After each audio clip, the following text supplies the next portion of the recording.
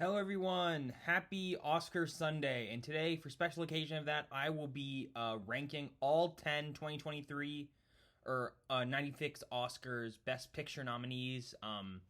I've watched most of the about half of these I watched in theaters. The other half I watched within the past week to prep for this video.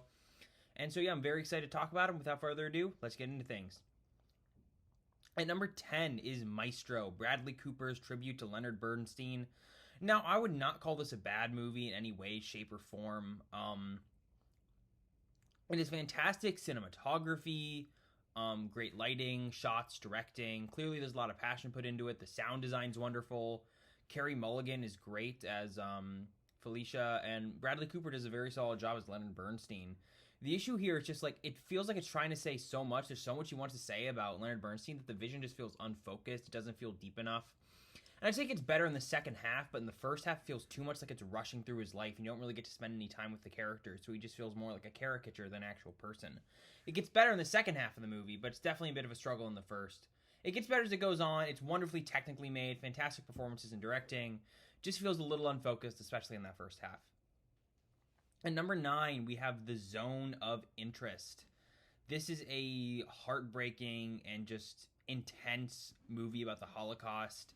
You know, like vibes movies where it's like you don't really watch it for the story, you just watch it for the experience. Kind of like that's how I'd kind of count Once Upon a Time in Hollywood, maybe the Blade Runner movies. And this is kind of one of those movies, but in like the dark way. Just like the experience is just so horrifying. Like it kind of shows like the way evil is so complacent and stuff, and like not necessarily always directly evil. The sound design is intense, but is so effective. The visuals and directing are great. The performances are good. And just this world and atmosphere it creates is so horrifying and scary, but so effective, even if it doesn't have much of a plot. Number 8, Poor Things. Poor Things features amazing directing, writing, cinematography, visuals, performances, especially Emma Stone. It is a great story. I think it's like a great feminist story. It's very, very intense. It's very, very graphic, and for the most part, it didn't bug me. It did make it so like this is a great movie. There's just like 10 great movies, so obviously some great ones are gonna be lower on this list. I thought it was very impactful. Emma Stone's performance is the best part. I really enjoyed the story of Bella Baxter, even if the story as a whole wasn't as impactful as some of these other movies were for me. Number 7, American Fiction. This is a fun comedy drama with a really smart script, a really strong premise. The writing is fantastic. I found myself laughing out loud frequently in this movie.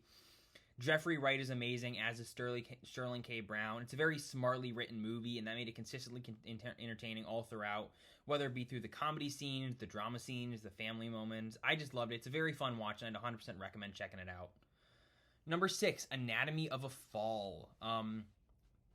This movie is a French legal drama. It's very, very intense. It's one of the longer movies, but it's a great slow burn. It has fantastic editing, strong writing, especially in the script scenes. The way it like makes you question yourself and how you have to form the opinion yourself is very strong. It makes for a great aspect of the movie. Sandra Hüller is great. She's phenomenal in this movie, as well as the rest of the cast, especially the king, and of course Messi the kid, and especially Messi the dog. And just the way it shows like how women can be targeted, how relationships can be kind of like when put under a microscope, all kind of break down. Is all very well written and well directed, and made for an extremely compelling watch all the way through. Number 5, Past Lives, a beautiful, heartbreaking, realistic romance about immigration and our purposes and soulmates, and all kind of grounding it into real life. It's so strong. Greta Lee is a fantastic lead actress, but the rest of the cast is great as well.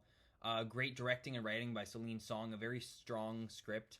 And just every little moment of this movie is so beautiful and well done. I especially love the moments between our main character and her husband, which are just so heartbreaking, some of the lines between them, as he feels like, you know, he's not good enough. Like, what if her soulmate really is out there? And just like the way they rationalize that, discuss that is so poignant. But also, like, the romantic moments between our two leads are very well written and well done. I'd 100% give this a watch. It feels like so much faster than it actually is. It's a movie that's maybe like 100, like it's like an hour 45, so it's 105 minutes. And like it feels so much shorter because it breezes through the story so well in a very effective way. I think it's beautiful. I think everyone should check it out. And number 4, Martin Scorsese's Killers of the Flower Moon, a intense drama. Fantastic performances. Leonardo DiCaprio was great as kind of this bumbling idiot who kind of wants to do rights but is too compelled by greed. Lily Gladstone is the kind of troubled mom who just wants to protect her family. And like there's so much distrust, even though she wants to believe in love, is so poignant and powerful. Robert De Niro as William Hale as like the pure representation of evil is chilling. The directing and editing are great. The visuals are great. It's 3.5 hours, but like every moment is so important and all builds up to the satisfying conclusion. And just you see so many horrors on screen, but it's all translated so well that it's just very impactful. And I thought it's a great movie. Number 3, The Holdovers, a fun, cozy family comedy. Couldn't be more different from Killers of the Flower Moon. I love this movie. I saw it in theaters. I love the cast. Paul Giamatti, Dominic Sessa, Divine Joy Randolph are all phenomenal. They make a great trio. The movie runs at a great pace. It's got a smart script. It had me consistently laughing out loud. The cinematography and visuals perfectly invoke this 70s feel. This is a movie that I want to watch next to the fireplace with a bowl of soup, and it just makes me happy. And it may not have the dramatic weight as some of the other movies on this list, but still has some strong, poignant, dramatic scenes that allow the actors to flex their chops in a way that isn't just, the funny moments. And I thought it just made for a great watch. Number 2, Barbie. This is far from the best movie on this list, but what can I say? I love it. It's really, really funny. It's got great directing.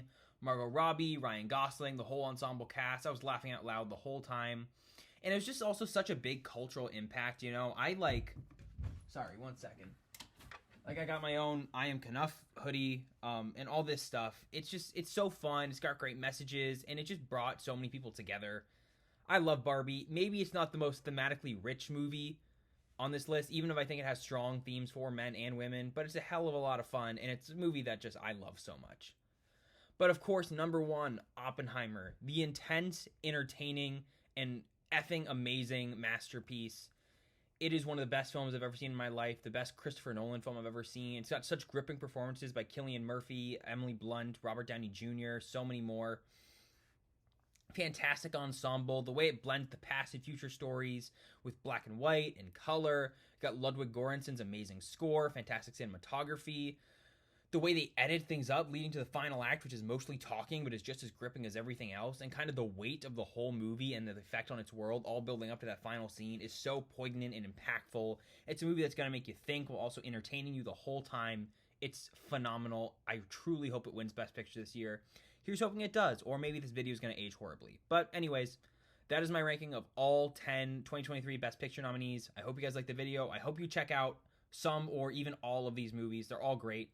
But without further ado, I will be ending things here. Check out my review of Dune Part 2 coming tomorrow.